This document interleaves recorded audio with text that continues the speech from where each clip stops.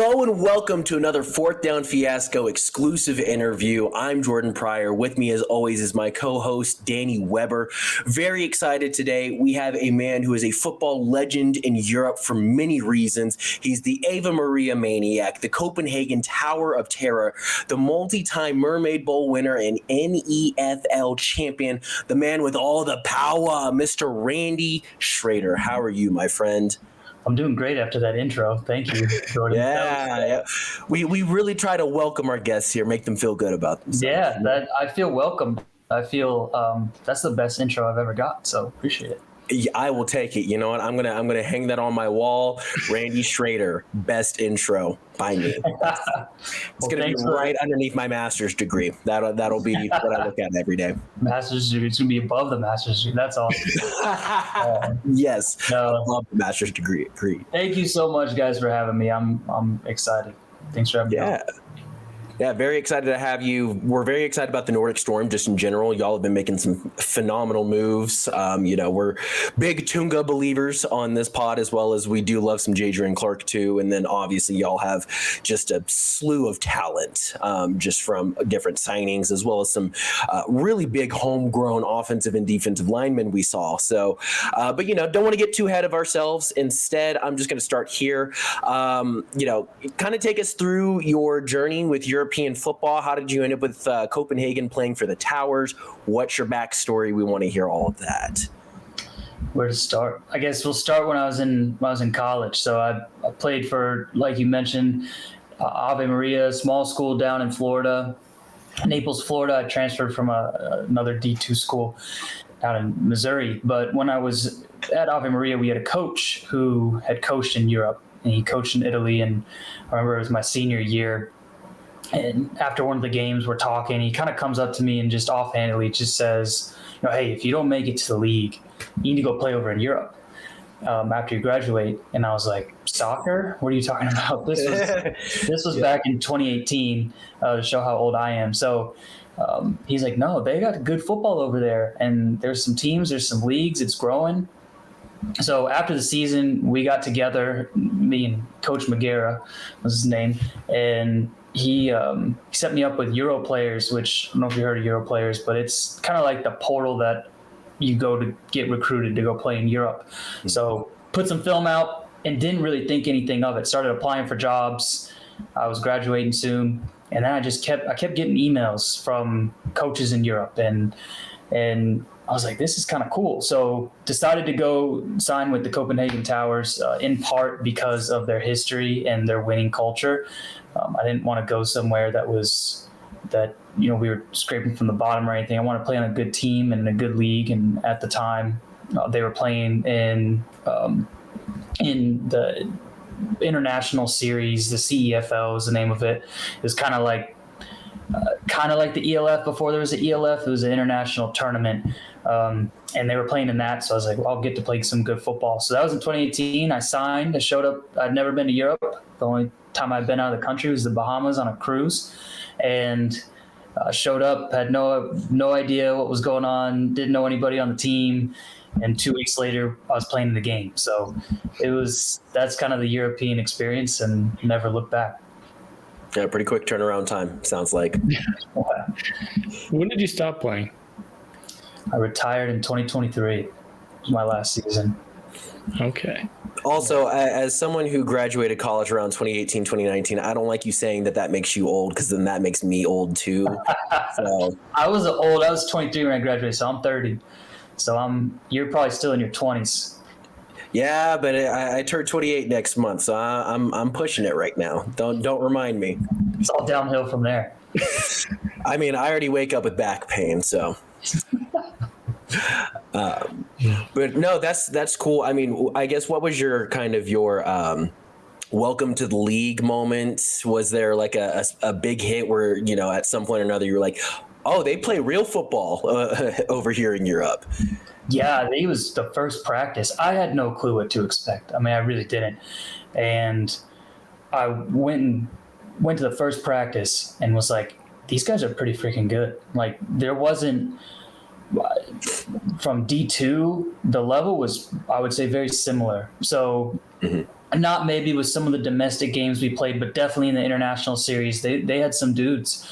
And yeah, I mean, I think it was less like welcome to Europe and more, I think when it hit me was when you get out there and dudes are just talking different languages. You know, like this is going to be interesting to navigate. Denmark, fortunately, they all speak great English and they're very accommodating. But still, you'll hear things out in the field. You're like, I don't know what's going on. Like, can we keep this English right now? But that was kind of the welcome to Europe moment. But overall, it really was. It's just a different football culture over there. To show up and be like, hey, 2 weeks later and playing in a game, and 3 or 4 weeks later playing in the NFL championship, that was a surreal experience. Like, I didn't feel like I had the time to breathe before we were even playing in those games, which probably was for the better. It was fun.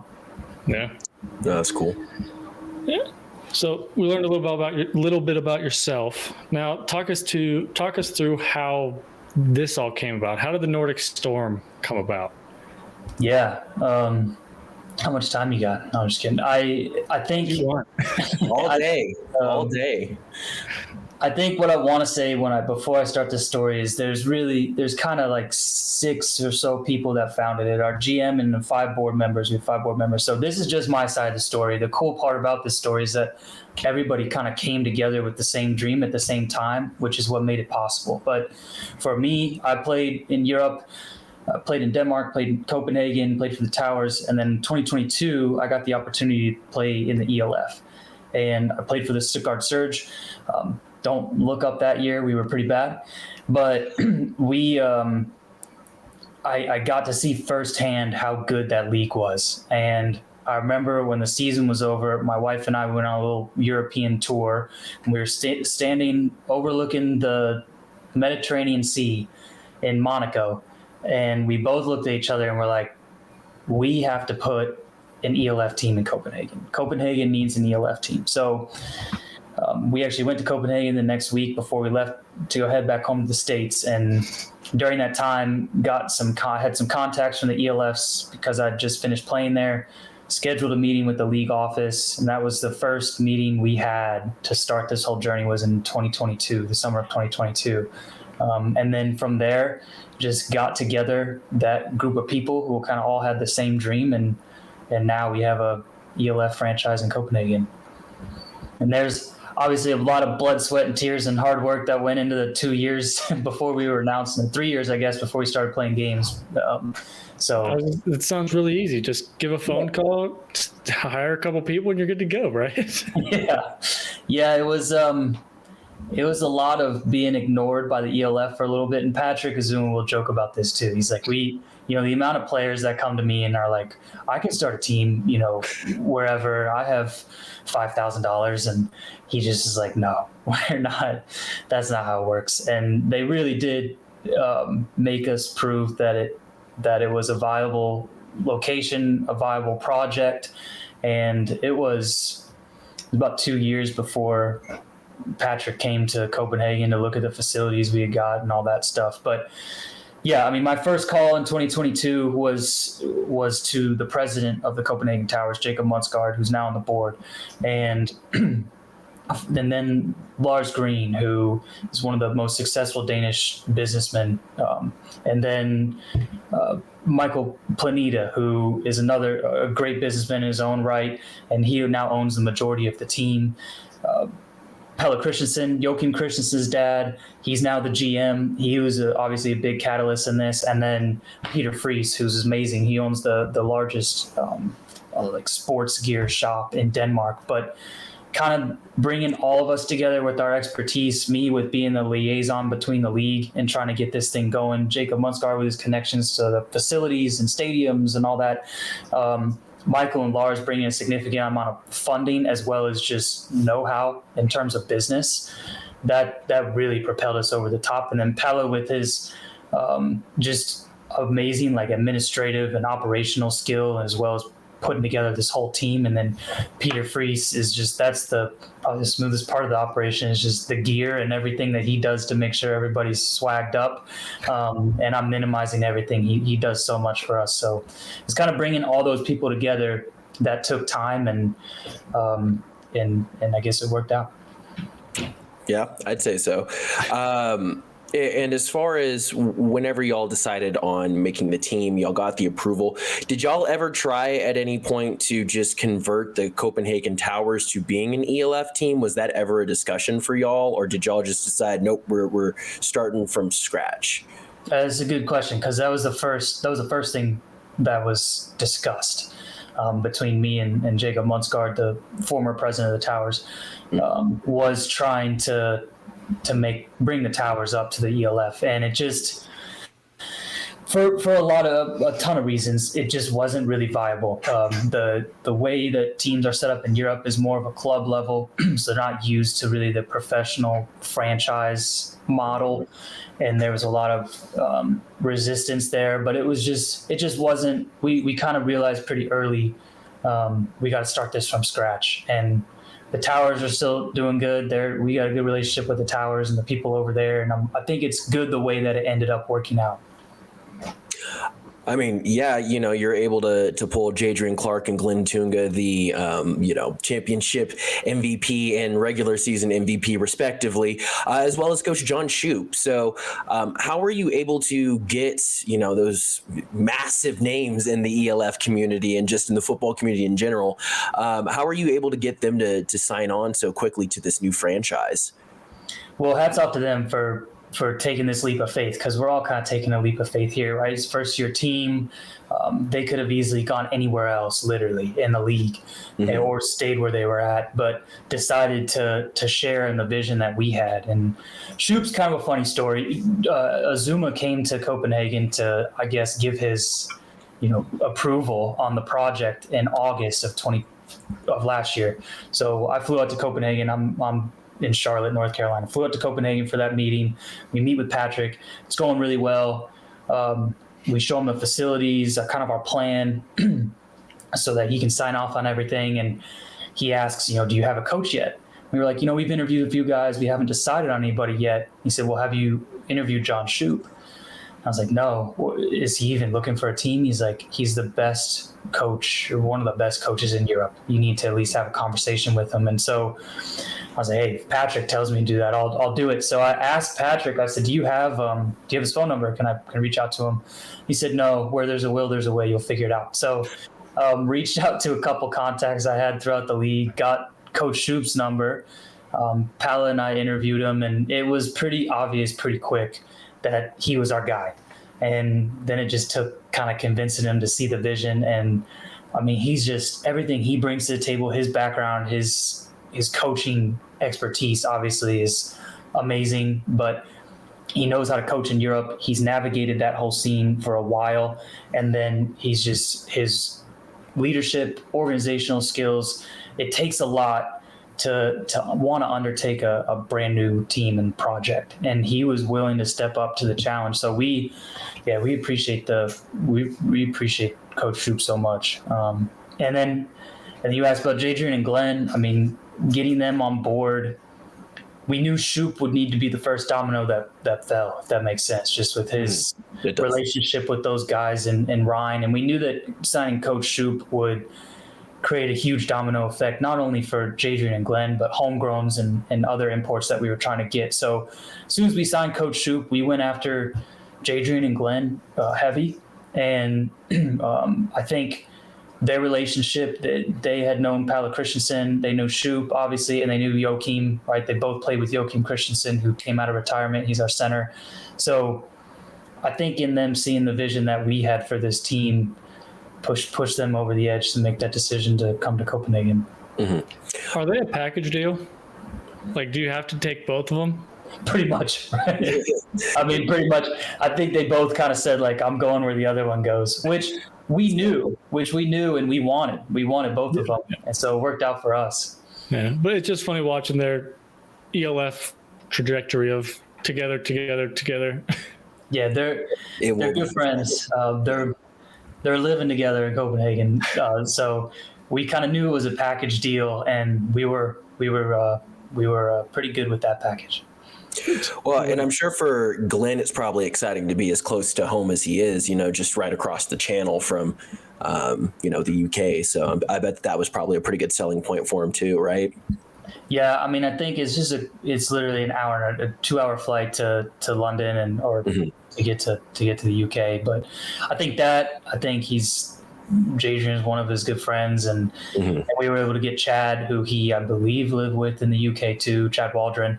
So it's bringing the whole squad back together for them, Yeah, for sure. So, with the start of the season right around the corner, how are you feeling about the overall makeup of this team? Do you think that there are still any missing pieces that y'all are going to try and, go after? What are just the overall expectations and the feeling around this team?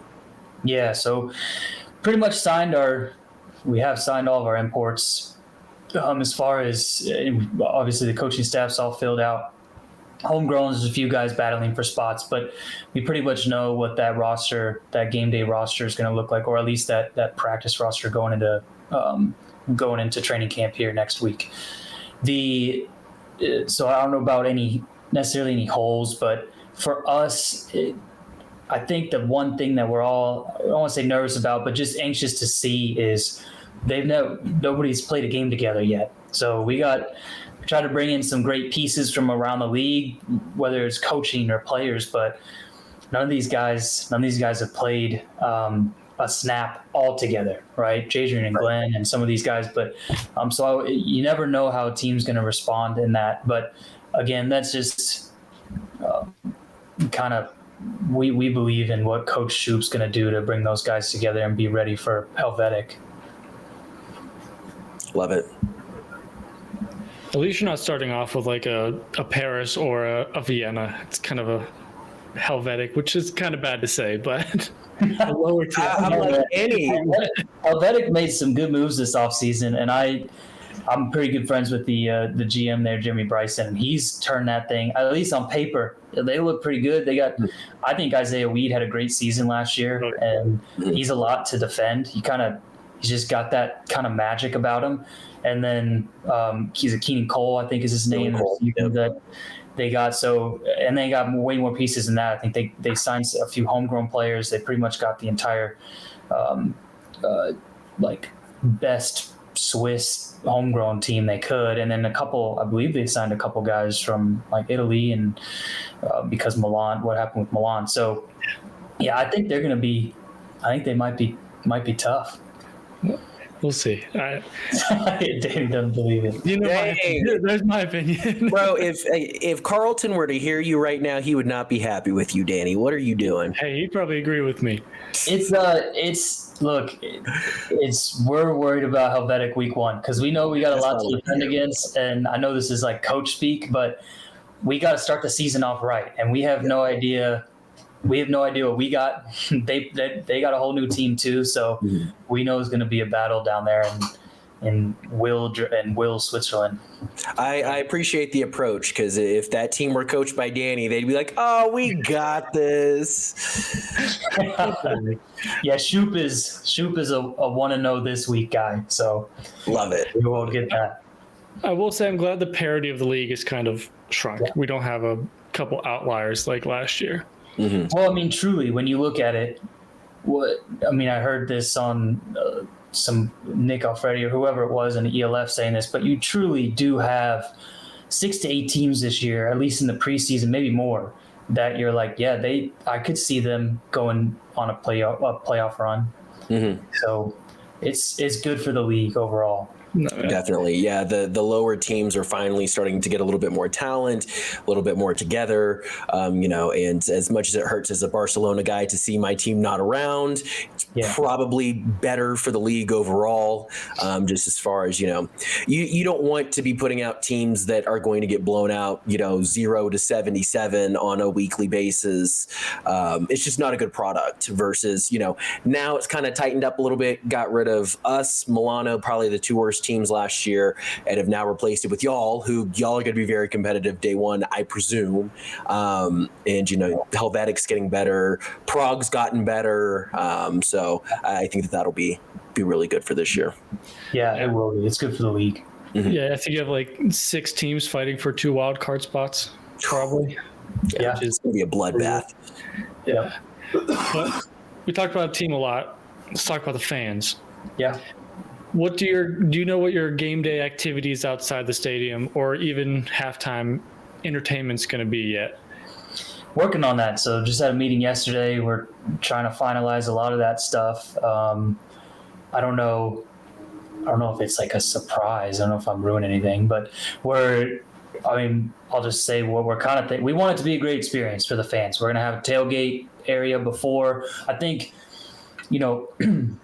having been in Europe for a while, the one thing that we want to separate ourselves, not that soccer's bad. Soccer's great. Obviously, they're always going to be king over there. But what I think American football does a great job of is making the game an event.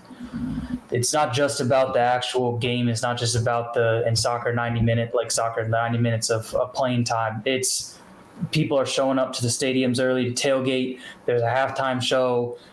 Everything that's going on, kind of just a family fun atmosphere for 6 hours, right? 3 hours of the game and a couple hours before. So that's what we want to try and do. So yeah, we'll have a tailgate area. We're trying to nail down halftime performers. We want to try and make it in a must-see event on the weekend in Copenhagen. That's fair. And for week one, with how Americans, or at least I say it, Gladsack Stadium, are you limiting seats? Because it's a 13,000 seat stadium? There's upgrades getting put into the stadium, right? Yeah, it'll be more. It'll be around 15 when the end zones are being reconstructed, and so we can't use those right now. But that's another 4,000 or 5,000 seats, I believe. So when those are ready, yeah, it'll be around 15,000 or so, 16,000. I know a lot of teams limit seats in the certain stadiums they play in. Are you guys going to do that week one, or are you guys opening up every seat? Well, so the seat map kind of looks like there's two sides to the stadium, and they're both, one is really tall, just kind of one section, and then the other has a lower and an upper deck. So we're going to open up both the lower and the upper deck on one side of the stadium. If obviously we'd love to have the problem of having to open up the other side.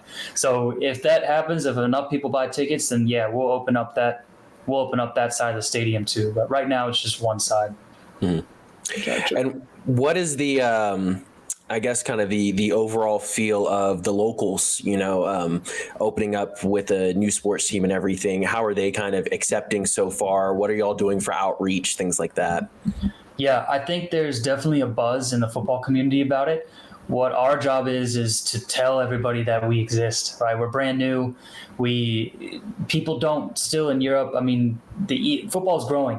American football is growing and the NFL is growing. So it's tapping into that fan base and telling them, hey, we have our own professional team here too. And you can see your local guys play that are trying to make it to the NFL, right? So go watch them on a weekly basis when the NFL is not in season. So it's just communicating with those people. But from the feedback we've got so far, it's a lot of excitement, and especially in the football community. People have been wanting this for a while in Copenhagen. So that's another reason, just from a operational business standpoint, we're a little anxious to see how many people do end up showing up to the games. But for like a championship game over there, like a National League championship in Denmark, you usually get around 2,500, something like that. I think the highest attended game in Denmark ever was 6,000. So we're not expecting 40,000 people in the stands day one, but we hope to get there. Well, and I think it'll also be, again, beneficial that day one, y'all should be good. I think it's a lot easier to get people involved into a new sport or into a new team if the team's good, and I think that that's something like you see in the NHL a lot of times with the expansion teams, like the Las Vegas, what are they, Raiders, Vikings? Golden Knights. Thank you. See, I'm not a huge hockey guy. You can't tell. But, I do know that the Vegas hockey scene is huge now because that first year they went to the Stanley Cup Finals. And, I think that it's a lot easier to latch on to a team that's good. So I think that y'all definitely have that going for you. We kind of saw this first year, Jordan, as like a branding year. Let's make sure we don't limp into the league. We really wanted to make a concerted effort as a board and as a GM. We are here to compete. I don't know what that will look like in the win-loss column at the end of the year, but we want to play in an entertaining style of football. So, like you said, we can kind of get those fans and the local people living in Copenhagen, Malmo, and elsewhere in Denmark and Sweden excited about the product that's on the field. Mm-hmm. Definitely. So in your opinion, what does the future look like for the Storm and, even the ELF as a whole? I think the future's bright for the ELF and football in general. Obviously next year, the NFL is going to play in Germany again, in London. Like they've announced a Madrid game, right? The Bengals Dolphins are going to be playing in Madrid in November. So did they announce the Bengals? Yeah, Bengals, and it was leaked by the mayor of Madrid on accident. Maybe I'll go to Madrid. Yeah. There you go, Danny. Yeah, so it's nothing official yet, but I did see that he said something about it, and it kind of went viral because he screwed up. But they, so they're playing all those cities. Vienna just got announced too, I believe. That was false. That was false? That was an April Fool's prank. Oh, it was a very elaborate April Fool's prank. They got me. They know what they're doing. They're trying to judge the interest. They got me too, but they posted a video of the entire behind the scenes of the prank. That's amazing. But the Steelers are playing in Ireland. I know that much. Yep, Steelers are playing in Ireland. Football is growing over that. Thanks for letting me know. I was excited about the Vienna game. Me too. I was so sad yesterday when I found out. They'll put a game over there at some point. There's the fan base in Vienna to do it, and you're not far from Germany. So it's growing like wildfire. It really is. Football is. And so to get those NFL fans to see, hey, I can go watch football year round like I can my local soccer team that plays 10 months out of the year. So let's go watch kind of our local guys play the sport that we love to watch. And then from a Nordic Storm perspective, it's just, like I said, trying to make our stamp on the league in the first year, and then continue to grow it year over year from there, and see how high we can take this thing. For y'all's tailgate, y'all should do some sort of almost like a college game day type of deal. Like have the fans kick. Actually, I'd be a little bit worried since they like soccer so much over there that they'd actually be pretty good at kicking those field goals. But should definitely do something like that. I think that is a good idea, like a little field goal competition for a little bit of cash or something. Yeah, a little pump, pass, and kick or something like that. And then, you can always just bring me in and I'll throw down on the grill for everybody. It'll be great, Hey, I don't know if this is announced yet, but we're pretty close, I think, to booking a DJ for it. So it's going to be a party. It's going to be a good time. Okay. All right. See, now I got to make my way out to Copenhagen, Right. Just come out June 1st. It's fine, Jordan. Who cares about your move? Danny will see the DJ. Yeah. Literally the weekend that I will be moving is the the June 1st weekend. So Sarah can handle it. You're fine. Might be a little hard. There's home games all the way through August. So there we go. That's what I like to hear. Yeah. He'll be there for the championship game in Stuttgart. So he'll at least see some other ones. Are you really? Fingers crossed. We're trying to make it work. So All right. Well, hopefully, hey, if things are going really right, if the Storm are in that game, so there you go. Yeah, I'll just have to swing by. I'll come dripped out in the blue. Heck yeah, let's do it. So we're down to our last couple questions, and we always end them with a couple of just fun questions or poke fun questions. But is there a way we could see a sneak peek of the jerseys? I know they're being announced next weekend at the FIBO convention, but. Can you see a sneak peek of it? All right, you ready? Uh-oh. Oh, wait. Nope, this is going out on the 12th, so it might be released already. I'm just kidding. This guy, bro. No. No, I love you guys, but no, we're trying to keep that. We're trying to keep that close to the vest. I think it will be. I think people would like it. I hope. I don't know. We'll see the reaction. Obviously, it's always going to be mixed, but no, we're trying to keep that close to the vest. And but yeah, you only have to wait like a few more days. Yeah, it's next weekend. We're fine. I hope that there's some ice whites in there. You don't have to. There's gonna Oh, be blue in there. I think Holy cow. You don't say. That's crazy. My one wish or my one hope is that the Storm logo kind of integrates into the helmet like Vienna and Madrid, and it's not just kind of plastered there. But we'll I want see. some ice whites, some all white unis, a little bit of like shiny silver on it, a little bit of blue in there. But that's just me. So we need to get you in contact with the ELF to make the jerseys for next year. Then, Dog, look. Send K Pro our way. We're fine. We got this. Yeah, we can handle that easy. let's go. We are trying to get an American. This isn't announced yet. I'm just saying too much, but we are trying to start in the next week or two. We are trying to get some sort of American shop open. So as soon as that's up and running, we'll let you know for merch and stuff like that. Oh hell yeah, yeah. Because it's a lot to have to ship halfway across the world every time somebody orders something. It's not really, nobody wants to pay $250 shipping when they go to check out on our website. So we're trying to come up with a solution for that. But no, that's fair. Hopefully in the next week or two we will. Nice. Well, yeah, you just let us know. I'm in marketing. Danny does graphic design. We can get something set up. We can get this rolling. But last question. This is how we end every single interview. If you could take any NFL player, drop them on. I realize I said the Vikings. You can see I reuse questions. But the Nordic Storm, import rules don't apply. Who are you taking? It's a great question. That's a really good question. I'll say the political answer first, and then I'll give my real answer. My political answer for the Storm is we already got our A's, so I'm gonna go with the position group that's not our A's because we already got our imports and homegrowns all kind of set here, and we like who we got. So I wouldn't take anybody over those guys.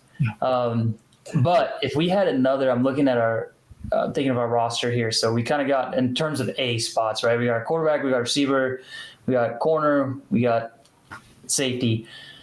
I think it would be a lot of fun to see like a premier pass rusher go against the ELF guys, just to see what would happen. To see like a Myles Garrett out there or Micah Parsons, just running down quarterbacks. So that's my political answer. Like if I could take any of those guys and put them on our defensive line as a kind of like a premier pass rusher, that'd be a pretty sweet roster. But I mean, I gotta go with like, if you could put Lamar Jackson or somebody out there, I would love to see how he would do against like an ELF defense. Is he just, it wouldn't be fair. Yeah, right. Like, can you just imagine Lamar Jackson just doing his thing out there? So yeah, those premier pass rusher or like a Lamar.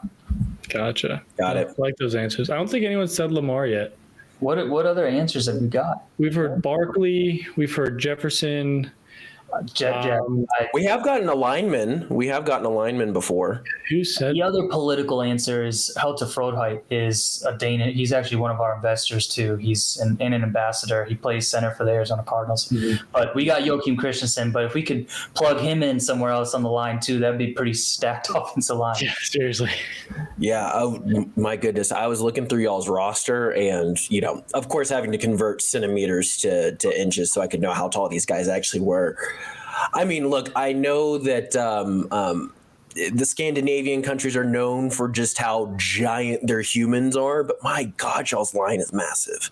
Yeah, nothing will make you feel like I'm 6 foot. So when I go out to Copenhagen, though, that's the average height. So it's just, and I feel like the women are that tall too. So it's just like you're walking around with people that are just giants. It was one of the first things I noticed when I got off the plane when I first got there. I was like, man, I'm short.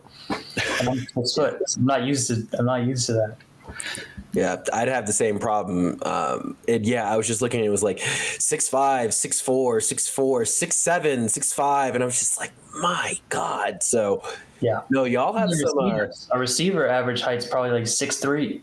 Jeez. Yeah. I mean, that bodes well for y'all, though. You just like you can't teach speed, you can't teach height. So that's right. Yeah, it'll be fun. I can't wait to see. I'm excited for that first game. I'm obviously excited to see you, Danny, in Berlin or for the Berlin game. But I'm excited for that first Helvetic game. Yeah. Wait. Oh yeah. It should be a really good year, just overall with the ELF. Yeah, I think so. Well, perfect. Randy, do you have anything else for us before we let you go? No, I think the biggest thing is just, if you believe in what we're doing, hit me up. We still got shares left to sell the team, so there's room to invest if this is something you want to invest in. Where can people contact you? Like, what is your give us the social media handles? Oh, good. I suck at social media. The one I'm most active on is probably Instagram, and by active, I story once a week probably, but I think it's Randy Schroeder QB, and then hit me up on LinkedIn, something like that. That's probably the best way to go. Okay. I can't remember the last time I've posted on X or Facebook, or I don't even know. I avoid Facebook like the plague. Yeah, cool. Thank you, everybody, for listening. This has been Randy Schroeder, one of the founders of the Nordic Storm, sitting down with us for a Fourth Down Fiasco exclusive interview. It was great to have you, Randy. Thank you for the insight. We're very excited to see what the team brings to the table this season, hoping for a playoff bid, hoping that y'all kick some ass in the playoffs, too, while we're at it. But this has been Danny and Jordan saying so long, everybody.